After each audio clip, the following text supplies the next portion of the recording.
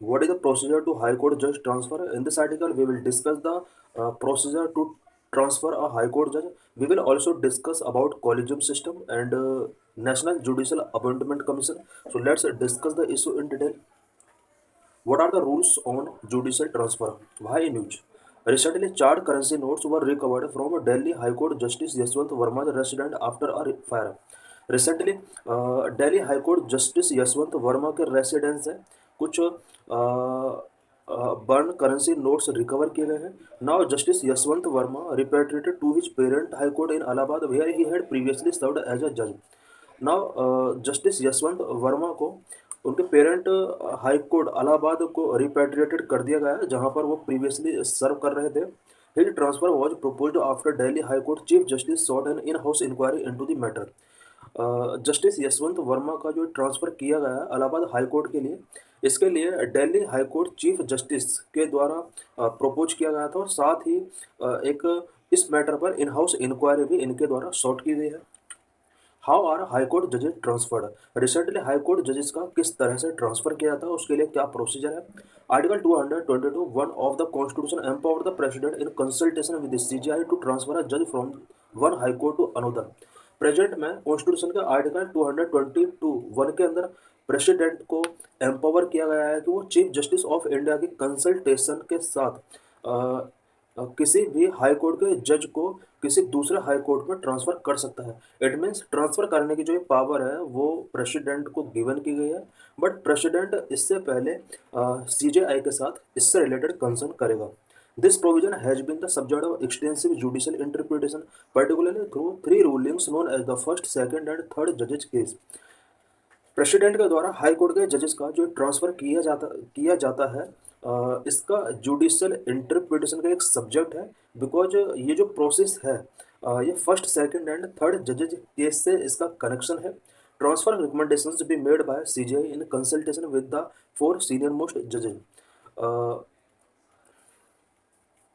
Transfer के लिए जो रिकमेंडेशन किया जाता है चीफ जस्टिस ऑफ इंडिया के द्वारा, प्रेसिडेंट के साथ ही रिकमेंडेशन किया जाता है, but chief justice of India इससे पहले सुप्रीम कोर्ट के फोर सीनियर मोस्ट जजेस के साथ कंसल्ट करता है, उसके बाद अपने रिकमेंडेशंस प्रेसिडेंट के साथ ही प्रपोज करते हैं. Following the collegium's recommendation the law minister review it and advise the PM who then forward the recommendation to the president. Collegium system के रिकमेंडेशन के बाद लॉ मिनिस्टर इस रिकमेंडेशन को रिव्यू करते हैं. उसके बाद लॉ मिनिस्टर इससे रिलेटेड एडवाइस पीएम को देता है. पीएम इसके बाद इस रिकमेंडेशन को प्रेसिडेंट के पास फॉरवर्ड करता है. इट मीन्स सबसे पहले कॉलेजियम के द्वारा रिकमेंड किया जाता है हाई कोर्ट के जजेस के ट्रांसफ़र के लिए. कॉलेजियम इसको लॉ मिनिस्टर के पास फॉरवर्ड करता है, लॉ मिनिस्टर प्राइम मिनिस्टर के पास फॉरवर्ड करता है, प्राइम मिनिस्टर देन प्रेसिडेंट के पास फॉरवर्ड करता है. Once approved, the transfer is formalized through a gazette notification and the judge assume office in the new high court. एक बार president के द्वारा भी अगर ये अप्रूव हो जाता है उसके बाद गजट नोटिफिकेशन के द्वारा ट्रांसफ़र को फॉर्मलाइज कर दिया जाता है और जज न्यू हाई कोर्ट को ऑफिस एज्यूम कर लेता है. What are first second and third जजेज case of supreme court? Supreme court के फर्स्ट सेकंड एंड थर्ड जजेज केस क्या रहे हैं? फर्स्ट जजेज केस 1981 का केस है. The ruling gave the executive primacy over the judiciary in judicial appointment and transfer for the next 12 month. First जजेज case में यहाँ पर जुडिशियल अपॉइंटमेंट एंड ट्रांसफर से रिलेटेड प्राइमेसी एग्जीक्यूटिव को गिवन किया गया था. इट मीन्स यहाँ पर जुडिशियरी को प्राइमेसी गिवन नहीं की गई थी और ये जो प्राइमेसी गिवन की गई थी एग्जीक्यूटिव के लिए ये नेक्स्ट 12 ईयर्स. इट मीन्स 1981 के बाद जो नेक्स्ट 12 ईयर्स हैं इस 12 ईयर टाइम पीरियड के लिए यहाँ पर एग्जीक्यूटिव को प्राइमेसी गिवन की गई थी. It declared that the primacy of the CJI's recommendation on judicial appointment and transfer can be refused for cogent reasons. First जजेस केस के अंदर यह डिक्लेयर किया गया कि जुडिशियल अपॉइंटमेंट या ट्रांसफर से रिलेटेड सीजेआई की प्राइमेसी को कोजेंट रीजन से रिफ्यूज किया जा सकता है. अगर प्रेसिडेंट चाहे तो वो रिफ्यूज कर सकता है. इट मीन्स फर्स्ट जजेस केस में जो जजेस के ट्रांसफर या अपॉइंटमेंट से रिलेटेड जो मोर पावर गिवन की गई थी वो एग्जीक्यूटिव को गिवन की गई थी. सेकंड जजेस case 1993. Supreme court introduce the collegium system holding that consultation really meant concurrence. Second जजेस केस 1993 का केस है। इट मीन्स अबाउट 11 या 12 ईयर के बाद यहाँ पर सेकंड जजेस केस आता है। इस जजेस केस के थ्रू यहाँ पर कॉलेजियम सिस्टम का इंट्रोड्यूस होता है और इस जजमेंट में डिक्लेयर कर दिया जाता है कि कंसल्टेशन का जो मीनिंग होगा वो कॉन्करेंस ही होगा। Court institutionalise the collegium system. Second जजेस केस के थ्रू कोर्ट ने कॉलेजियम सिस्टम को इंस्टीट्यूशनलाइज कर दिया। The ruling establish that in the event of a disagreement between the president and CJI the latter's opinion would privilege. Second जज case का जो रूलिंग था उस रूलिंग के अंदर ये इस्टेब्लिश किया गया कि प्रेसिडेंट एंड सीजेआई के बीच में अगर जजेस के अपॉइंटमेंट या ट्रांसफर से रिलेटेड डिसएग्रीमेंट होते हैं तो इस केस में सीजेआई का जो ओपिनियन है वो प्रिवेल होगा। It added that it was not the CJI's individual opinion but an institutional opinion formed in consultation with the two senior most judges in the Supreme Court।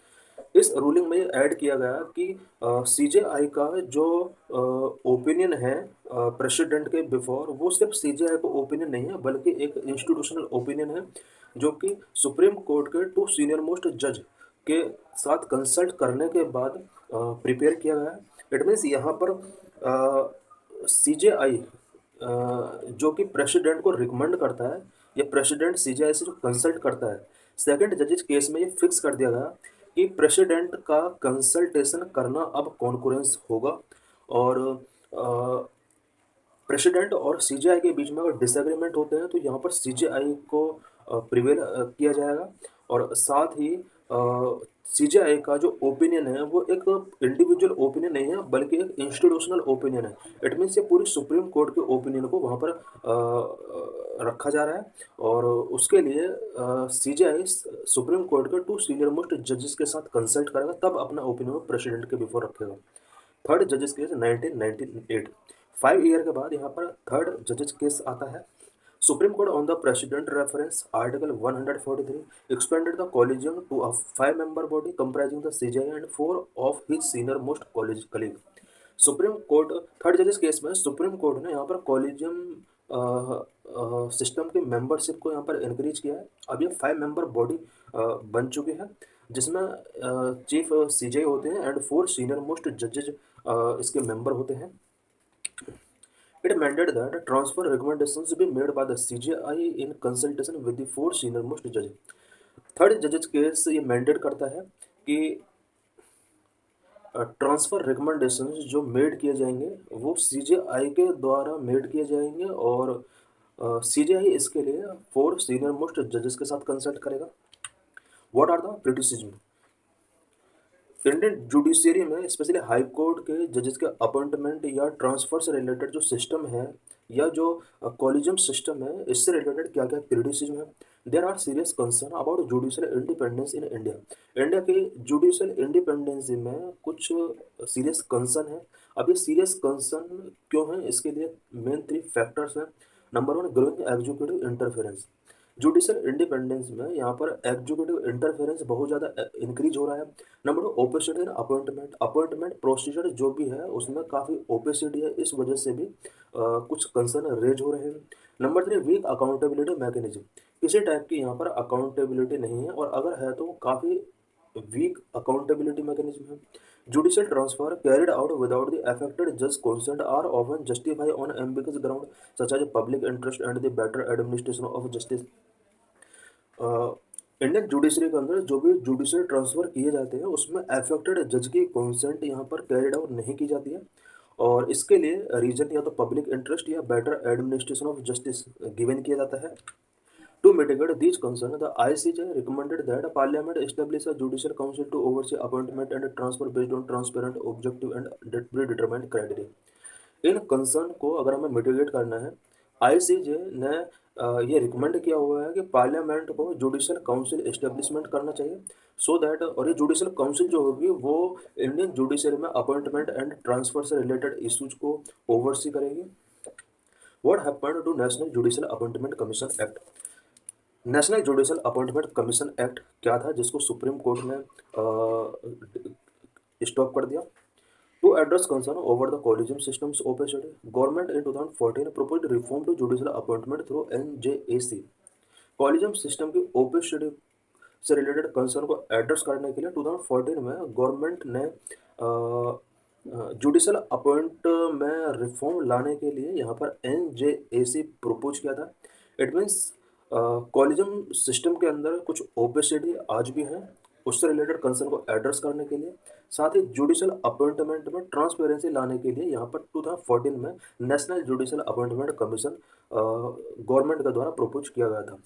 In August, Parliament enacted the Constitution 99 Amendment Act 2014 and NJAC Act 2014, establishing an independent body to replace the collegium system for appointing judge to the Supreme Court and High Court. Supreme court और high court के जजेस के appointment के लिए 2014 में यहाँ पर constitution के अंदर 99th अमेंडमेंट एक्ट और नेशनल जुडिशल अपॉइंटमेंट एक्ट यहाँ पर इनेक्ट किया गया था। और ये इसलिए इनेक्ट किए गए थे सो दैट इंडिया में कॉलेजियम सिस्टम को इसके साथ रिप्लेस किया जा सके। It means high court and supreme court के जजेस का जो अपॉइंटमेंट होता है इस टाइम वो कॉलेजियम सिस्टम के द्वारा किया जाता है, जिसमें काफ़ी ओपेसिटी है एंड जुडिशल अपॉइंटमेंट में रिफॉर्म की ज़रूरत है। इसको रिप्लेस करने के लिए 2014 में एक इंडिपेंडेंट बॉडी NJAC एक्ट पास किया जाता है और इसके लिए कॉन्स्टिट्यूशन का 99th अमेंडमेंट किया जाता है। The NJAC was to be chaired by the CJI and include two senior most judge of Supreme Court, Union Law Minister and two eminent civil society members. National judicial appointment commission जिसके head CJI propose किए गए थे and इसके कुछ और भी member यहाँ पर फिक्स किए गए थे। मेंबर्स की अगर बात की जाए तो इसमें total member about 5 member plus CJI यानी 6 मेंबर ये बॉडी थी, जिसमें से चेयरपर्सन इसके CJI थे, सुप्रीम कोर्ट के 2 सीनियर मोस्ट जजेस इसके मेंबर थे, यूनियन लॉ मिनिस्टर इसके मेंबर थे and 2 eminent civil society members भी इसके अंदर प्रपोज किए गए थे। 2 एमिनेंट सिविल सोसाइटी मेंबर्स की अगर बात की जाए इसमें one would be nominated by a panel comprising CJI, PM and leader of opposition in Lok Sabha, while the other had to belong to the SC ST OBC और टू बी अ वुमेन। बात अगर 2 eminent civil society member की जाए तो इनमें से एक member CJI, PM and LOP के द्वारा कंप्राइज पैनल के द्वारा नॉमिनेट किए जाने हैं।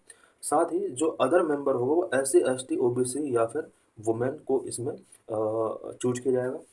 The amendment passed in parliament with near complete consensus and was subsequently ratified by 16 state legislature. इससे रिलेटेड अमेंडमेंट पार्लियामेंट के अंदर पास कर दिया जाता है और वो फुल्ली कॉन्सेंसस के साथ और साथ ही 16 स्टेट लेजिस्लेचर के द्वारा इसको रेक्टिफाई करा लिया जाता है। However within days of its enactment the law was challenged before the supreme court. Amendment pass होने के बाद ये within a days supreme court के बिफोर इसको चैलेंज किया जाता है। Why national judicial appointment commission was abolished by supreme court. NJAC supreme court के द्वारा अबॉलिश कर दिया जाता है कुछ टाइम पीरियड के बाद।